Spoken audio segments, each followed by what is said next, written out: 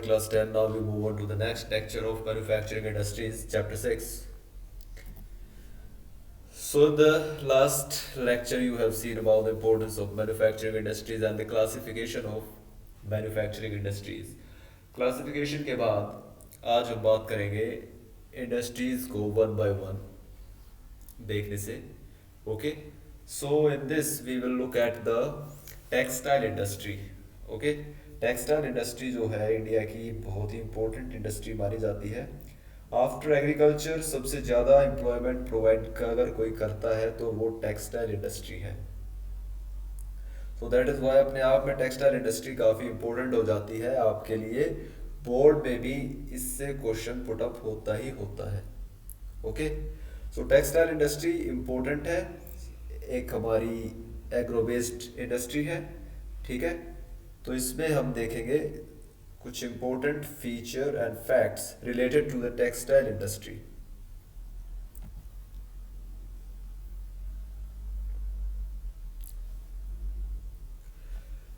Textile industry occupies a unique position in the Indian economy because it contributes significantly to industrial production. तो हमारे यहाँ पर industrial production जो है, या फिर आप कह सकते हो कि इंडस्ट्रीज में, सारी इंडस्ट्रीज में ये अकेले 14% पे है. तो 14% पे होना अपने आप में एक बहुत इंपॉर्टेंट फैक्टर है.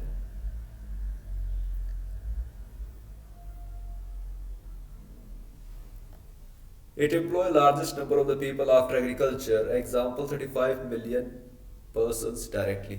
तो 35 मिलियन पीपल ऐसे हैं जो डायरेक्ट इसमें इन्वॉल्व हैं. ठीक है, तो लगभग 35, अगर आप सोच सकते हो कि 3.5 करोड़ लोग डायरेक्ट यहाँ से अपना काम चला रहे हैं, उनका रोजगार यहाँ से है. तो ये इस वजह से अपने आप में एक इम्पोर्टेंट हो जाता है. Its share in the foreign exchange earning insignificant at about 24.6%. और बहुत ही नेक्स्ट इम्पोर्टेंट फिगर आउट आ रहा है कि 24.6 हमारे यहाँ पर एक्सचेंज अर्निंग यानी विदेशों से डॉलर की इनकम करके देती है टेक्सटाइल इंडस्ट्री. तो ये अगेन अपने आप में बहुत ही इम्पोर्टेंट फैक्टर है.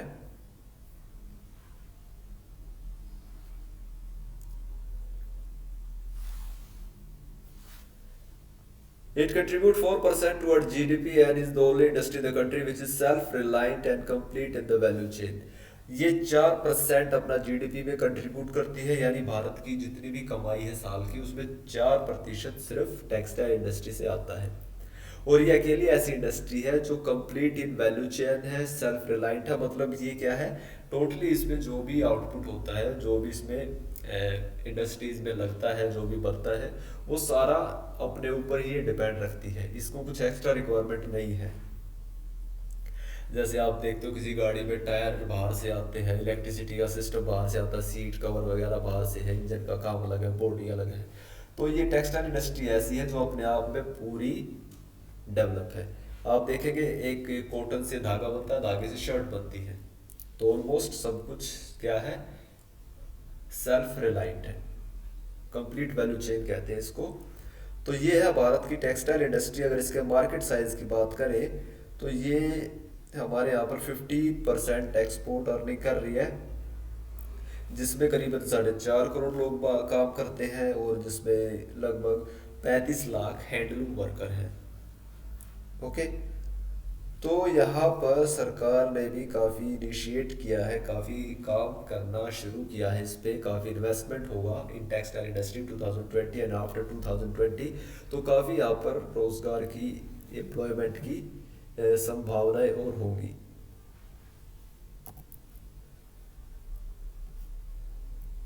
Factor for concentration location of cotton textile industry in Maharashtra and Gujarat. So what are the reason behind that Maharashtra and Gujarat are the top in terms of textile production? Maharashtra और गुजरात में शुरू से ही cotton की growth काफ़ी अच्छी होती है और यहाँ पर टेक्सटाइल इंडस्ट्री काफ़ी फ्लरिश कर रही है. तो क्वेश्चन पुट अप होगा कि क्या रीज़न है इसका. 5 मार्क्स का क्वेश्चन होगा टेक्सटाइल के बारे में, तो उसमें से ये पार्ट इंपॉर्टेंट होगा कि फैक्टर्स क्या है महाराष्ट्र और गुजरात में कॉटन इंडस्ट्री या टेक्सटाइल इंडस्ट्री के लगने के. तो इसका सबसे पहला फैक्टर है अवेलेबिलिटी ऑफ रॉ कॉटन. यहाँ पर किसान जो है कॉटन की खेती बहुत ज़्यादा करते हैं और कॉटन इस वजह से यहाँ पे सस्ता है. तो दैट इज वाई इंडस्ट्रीज यहाँ पे आसानी से लग जाती है। दूसरा रीजन है मॉइस्ट क्लाइमेट। मॉइस्ट क्लाइमेट मतलब यहाँ की जो एनवायरनमेंट है वो मॉइस्ट है, नमी रहती है यहाँ पर, और कॉटन की ग्रोथ के लिए नमी काफ़ी ज़रूरी है, ठीक है, जिससे कि कपड़े की वीविंग की जा सके। अगर सूखा होगा मौसम, सर्दी ज़्यादा होगी तो कॉटन जो है वो ब्रेक हो जाएगा, टूट जाएगा। तो that is why most climate is important. तीसरा है वेल डेवलप्ड ट्रांसपोर्टेशन सिस्टम। अब आपको पता है महाराष्ट्र में मुंबई और गुजरात में अहमदाबाद ये सारे से हैं जो सी रूट से भी कनेक्टेड है, एयर रूट से भी कनेक्टेड है और लैंड रूट से भी कनेक्टेड है। तो दैट इज़ द रीज़न यहाँ से काफ़ी ज़्यादा एक्सपोर्ट होता है, तो इस वजह से भी महाराष्ट्र गुजरात टॉप पे है। इसके बाद रीजन कह रहा है ये proximity to the market as cotton clothes are ideal to wear in this warm and humid state. और अब ये स्टेट, इनकी इन्वायरमेंट कैसा है, ह्यूमिड है, गर्मी भरा वातावरण है, तो यहाँ पे लोग ज्यादातर कॉटन ही प्रेफर करते हैं, तो यहाँ पे मार्केट भी बहुत अच्छी है। तो that is the reason Maharashtra and Gujarat are the top producer of cotton. Problem face by the cotton textile industry. Cotton की जो इंडस्ट्री है हमारी वो प्रॉब्लम फेस कर रही है, बहुत सारी प्रॉब्लम फेस कर रही है। ये भी 5 मार्क्स के क्वेश्चन में काफी इंपॉर्टेंट पूछा जाएगा कि क्या प्रॉब्लम है जो कॉटन टेक्सटाइल इंडस्ट्री फेस करती है। तो सबसे पहली प्रॉब्लम है भाई हमारे यहाँ पर power supply is erratic in our country. Power supply हमारे यहाँ पर रेगुलर नहीं हो पाती, बिजली की कमी है भारत में, और जो मशीनें हैं उनको पावर रिक्वायर होती है। तो अगर सप्लाई नहीं होगी तो मशीनें नहीं चलेगी, प्रोडक्शन कम होगा। Second, machinery needs to be upgraded specially in the weaving and processing sector. तो हमारे यहाँ की दूसरा जो कारण है वो है मशीनरी। एक ऐसी प्रॉब्लम है जो शुरू से जो मशीनें थी वो आज चल रही है, कोई में इम्प्रूवमेंट नहीं आया है। आज भी 40 साल पुरानी मशीनें यूज की जाती हैं वीविंग में, सेम में। तो that is also a big problem for the industry that affect the production. Second, third, low output of labour. Labour का काम करना जो है इंडिया का वो काफ़ी जापान चाइना के मुकाबले कम है। इसकी जो मेहनत है, उसका जो आउटपुट है वो कम है, तो यहाँ का लेबर भी कम काम करता है, ये भी एक बहुत बड़ी प्रॉब्लम है। इसके बाद स्टिल नीड टू इम्पोर्ट यार in spite of the fact that production of cotton in the country has increase. इसके बाद हमें भारत में कॉटन इंपोर्ट करना चाहिए। हम जबकि बाहर भेज रहे हैं रॉ कॉटन को, तो उसका नुकसान क्या होता है आपको पता है कि अगर हम रॉ कॉटन भेजेंगे तो सस्ता बिकेगा, और उसी कॉटन से अगर शर्ट बनकर भारत में आएगी तो महंगी होगी। तो वो जो बीच का सारा पैसा है वो ये चाइना और दूसरे देश लेके जाते हैं। तो भारत अगर अपने यहाँ पर कॉटन तैयार करे और खुद ही उससे शर्ट वगैरह, खुद ही उससे कपड़ा बना के बेचे, तो ज़्यादा इनकम होगी किसानों की, भारत की ज़्यादा इनकम होगी। लेकिन हम ऐसा नहीं करते, हम अपने यहाँ पर यान को, धागे को चाइना जैसे देशों को एक्सपोर्ट करते हैं, फिर चाइना वहाँ पे कपड़ा बना के हमें बेचता है। तो यहाँ पर काफी समझदारी का काम करता है वो चाइना, क्या कि अपने यहाँ पर कॉटन नहीं उगाता, वो सारी मेहनत हमारे किसानों से करवाता है, और जब कमाने की बारी आती है तब वो मौका अपने हाथ में ले लेता है। तो इस तरह से वो एक 80 रुपए किलो का यार्न या धागा, अगर उससे पैंट या शर्ट बनती है तो वही फिर 1 किलो धागा जो 80 रुपए का है उससे तकरीबन 5 या 6 शर्ट बनेगी। तो 5 या 6 शर्ट अगर आप लगाओ, 200 रुपए की भी, 300 रुपए की भी एक होगी, तो वो कितने का हो गया, 1000 रुपए का। तो 80 रुपए का यार्न, 80 रुपए का कॉटन एक कपड़े में कन्वर्ट होने के बाद बन जाता है 1000 रुपए का। तो ये जो 920 रुपए का फायदा है ये चाइना जैसे देश ले रहे हैं, तो ये हमें लेना चाहिए बट हम नहीं ले पा रहे हैं, तो ये भी एक बहुत बड़ी प्रॉब्लम है। इसके बाद stiff competition from the synthetic fibre industry. Bharat में आपने देखा होगा कि कोट पैंट जो है आजकल फॉर्मल जो अटायर होता है शादी ब्याह में, आपने देखे होंगे चमकीले कपड़े, तो वो सारा जो क्लॉथ है वो सारा सिंथेटिक होता है। सिंथेटिक यानी मैन मेड है, इंसान उसको बनाता है। कॉटन तो नेचुरल पैदा होता है, सिल्क नेचुरल है, लेकिन जो ये आप देखते हो पॉलिएस्टर, नायलॉन, विस्कोस, ये कपड़े ऐसे होते हैं जो मैन मेड होते हैं, जो फैक्ट्रीज में तैयार किए जाते हैं। तो इनकी क्वालिटीज आज के टाइम पे इतनी अच्छी हो चुकी है कि कॉटन को इन्होंने फेल कर दिया है, क्योंकि कॉटन के मुकाबले ये ज़्यादा मजबूत है, ज़्यादा लंबे समय तक चलते हैं, सस्ते होते हैं। तो इस वजह से यही रीज़न है कि आप देखोगे स्पोर्ट्स कंपनीज भी ज़्यादातर सिंथेटिक फाइबर यूज़ करती हैं। एडिडास की ड्रेस अगर आप देख लो, किसी नाइकी की उसको आप देखो, तो वो सिंथेटिक फाइबर का यूज़ करते हैं। तो ये भी एक बहुत बड़ी प्रॉब्लम है कॉटन या हमारी टेक्सटाइल इंडस्ट्री के लिए कि ये टक्कर दे रहे हैं हमें सिंथेटिक फाइबर। जूट टेक्सटाइल, अब जूट जो है आपने देखा होगा बोरियों के उसमें या फिर बैग्स आजकल इसके आए हुए हैं फैशनेबल। तो ये भी एक बहुत इंपॉर्टेंट टेक्सटाइल इंडस्ट्री है भारत की, और ये ज़्यादातर वेस्ट बंगाल और बिहार के आसपास डेवलप है। इससे पहले भारत में आज़ादी से पहले बांग्लादेश का सारा इलाका जो था वो जूट के लिए काफ़ी फेमस था, और आज भी Bangladesh number 1 jute exporter producer है। तो India is the largest producer of raw jute and jute goods, stand at second place as an export after Bangladesh। तो भारत का बांग्लादेश के बाद सेकंड नंबर है in the production of jute and export। There were about 80 jute mills in India in 2010-11. Most of these are located in West Bengal, mainly along the bank of Hooghly River in a narrow belt। तो India का mostly jute textile produce होता है waste Bengal में Hooghly river के किनारे, because jute textile के लिए water requirement बहुत ज़्यादा होती है, तो that is why Hooghly river के आसपास किसान इसको ग्रो करते हैं, प्रोड्यूस करते हैं। तो कारण क्या है? कारण अगेन वही है कि यहाँ पर ट्रांसपोर्टेशन है, वाटर अवेलेबल है, चीप लेबर है, क्लाइमेट अच्छी है। तो ये 5 मार्क्स का क्वेश्चन है जूट टेक्सटाइल का वेस्ट बंगाल में या हुगली रिवर के किनारे होने के कारण के लिए।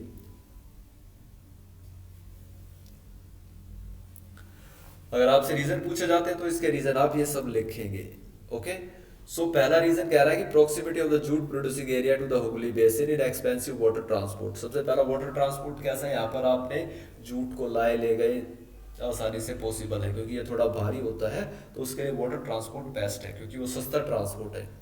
Well connected by good network of railway, waterway and roadway. इसके अलावा तीनों तरह के नेटवर्क यहाँ पर कनेक्ट करते हैं। आप मैं देखोगे वेस्ट बंगाल में तो वाटरवे से भी कनेक्ट है, वो सड़क से भी कनेक्ट है और रेल से भी कनेक्ट है, तो इससे भी इस जूट इंडस्ट्री को फायदा मिलता है। इसके बाद कह रहा है abundant water for processing raw jute, पानी बहुत ज्यादा अवेलेबल है। Availability of cheap labour from West Bengal, Bihar, Orissa, Uttar Pradesh. इसके अलावा चीप लेबर इन स्टेट से यहाँ पे काम करने के लिए हाजिर है, अवेलेबल है। Kolkata as a port and the large urban centre provide banking, insurance and port facility. और इसके साथ कलकत्ता भारत का सबसे पुराना शहर जो आप कह सकते हैं जो डेवलप हुआ था, तो वो एक बहुत ही बेस्ट यहाँ पर पोर्ट फैसिलिटी देता है, बैंकिंग फैसिलिटी देता है, इंश्योरेंस फैसिलिटी देता है। तो इस वजह से भी जूट हुगली रिवर के किनारे काफी अच्छा डेवलप हुआ है। Challenges faced by this industry. अब ये इंडस्ट्री चैलेंज क्या फेस कर रही है? हर इंडस्ट्री के अपने अपने चैलेंजेस हैं, हर इंडस्ट्री के अपने अपने फायदे हैं, हर इंडस्ट्री के अपने अपने फैक्टर हैं। तो ये सारी चीजें यहाँ पर हम देख कर चलेंगे।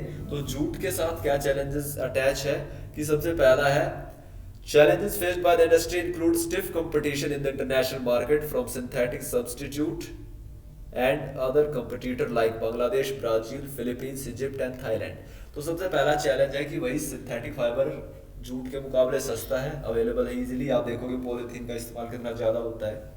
पहले जो काम जूट के बोरे में होता था वो सारा प्लास्टिक के बोरे ने ले लिया है, प्लास्टिक के बैग में पैक होने लगा है। इसके अलावा हमारे कंपटीटर बहुत तगड़े खड़े हैं, पहला बांग्लादेश है, फिर ब्राजील, फिलीपीन, इजिप्ट, थाईलैंड, ऐसे देश हैं जो हमें टक्कर दे रहे हैं। जूट की क्वालिटी इनकी अच्छी है, तो इस वजह से ये ज़्यादा हमारे से आगे प्रेफर किया जाता है इनका जूट। इसके अलावा however the internal demand has been increase due to the government policy of mandatory use of jute packaging. उसके बाद सरकार ने जब सुध ली है तब जूट पैकेजिंग स्टार्ट हुई है। किसानों को फैक्ट्रीज में कहा जाता है कि उनका जो पैकिंग मटेरियल होगा वो जूट के बोरों में होना चाहिए। तो जैसे आप गेहूं देखोगे तो वो ज़्यादातर 50-60% आप गेहूं जूट बैग्स में ही आपको मिलता है। शुगर ये भी जूट बैग्स में आती है। तो ये सरकार की तरफ से मैंडेटरी किया गया है कि प्लास्टिक का यूज़ कम से कम हो और जूट का यूज़ ज़्यादा से ज़्यादा किया जाए।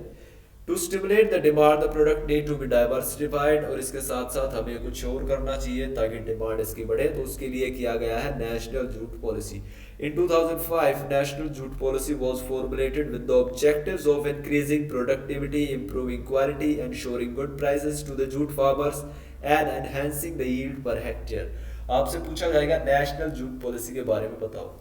तो नेशनल जूट पॉलिसी भारत की सरकार की एक वो पॉलिसी है जिसमें जूट की डेवलपमेंट के लिए कुछ प्रोविजन दिए गए हैं। 2005 में इसको लाया गया था। इसका टारगेट था प्रोडक्टिविटी को बढ़ाना, क्वालिटी को बढ़ाना और अच्छे प्राइस मिले किसानों को, ये सुनिश्चित करना। और इसके बाद पर एकड़ इसकी प्रोडक्शन बढ़े।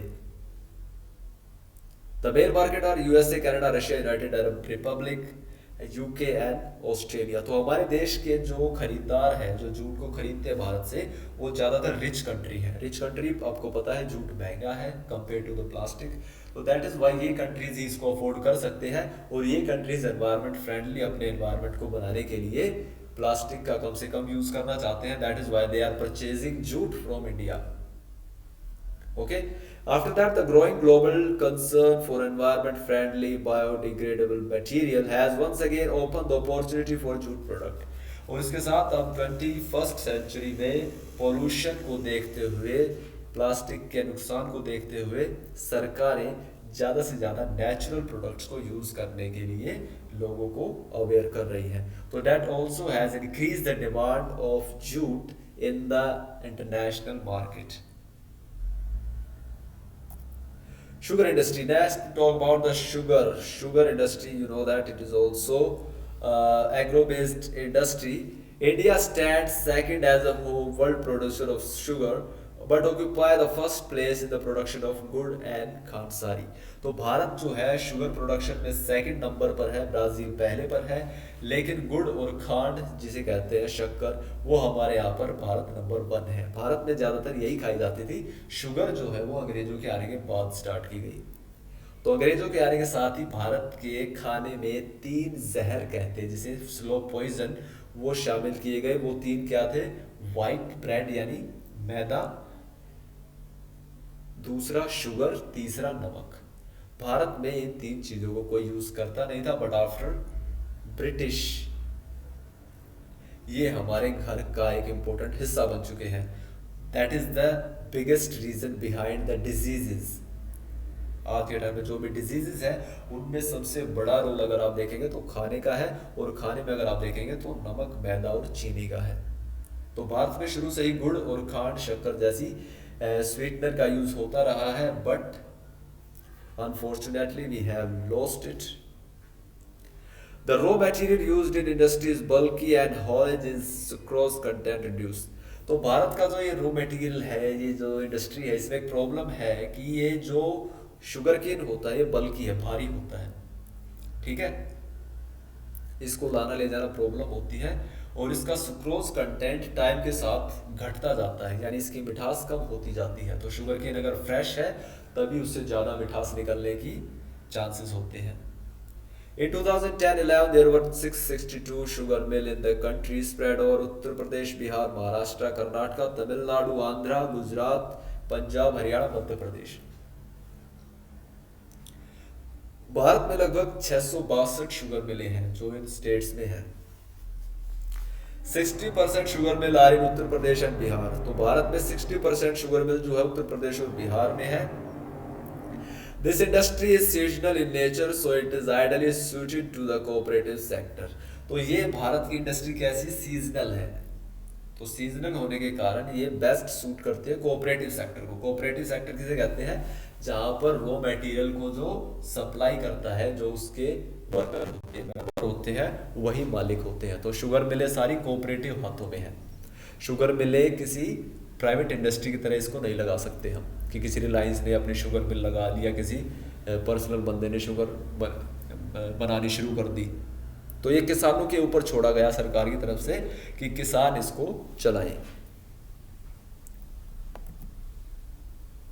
शुगर इंडस्ट्रीज के साथ प्रॉब्लम क्या है कि शुगर इंडस्ट्री भारत के नॉर्थ से साउथ और वेस्ट में शिफ्ट होती जा रही है। इसके कारण क्या है, ये भी 5 मार्क्स में क्वेश्चन पूछा जाता है। तो पहला कारण है cane produced here has higher sucrose content, the favourable climate condition ensure a longer growing and crushing season. Bharat में जो नॉर्थ में शुगर केन होता है उसका सुक्रोज कंटेंट साउथ के मुकाबले कम है। तो साउथ में मिठास ज़्यादा है शुगर केन में, गन्ने में। तो भारत में गर्मी ज़्यादा पड़ती है, फिर ठंड भी ज़्यादा पड़ती है, उससे अफेक्ट होती है ये क्रॉप। तो साउथ में एक जैसा मौसम रहता है, तो यहाँ पर लंबे समय तक शुगर केन की प्रोडक्शन होती रहती है, और इस वजह से क्रशिंग सीजन भी, जो जूस निकाल कर शुगर बनाते हैं, वो भी लंबे समय तक चलता रहता है। The cooperative are more successful in the state, और भारत के नॉर्थ के मुकाबले साउथ के कोऑपरेटिव ज़्यादा सक्सेसफुल है। साउथ में लोग ज़्यादा एक्टिव हैं, किसान ज़्यादा इंटेलिजेंट है, पढ़े लिखे हैं, तो that is why they have established a successful cooperatives. Sugar industry being seasonal in nature is ideal for the cooperative sector. Yield per hectare is higher in southern state, और southern state की ज़मीन में इसकी उपज भी अच्छी खासी होती है नॉर्थ के मुकाबले। So that is the reason कि यहाँ पर साउथ में शुगर इंडस्ट्री शिफ्ट कर रही है।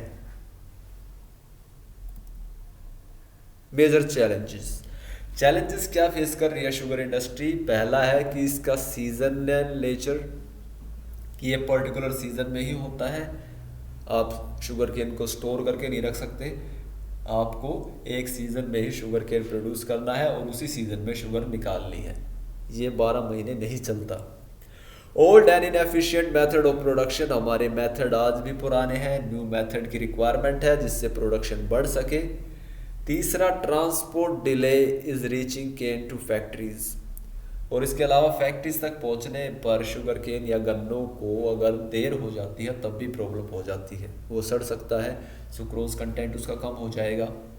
And last, the need to maximise the use of बगैस।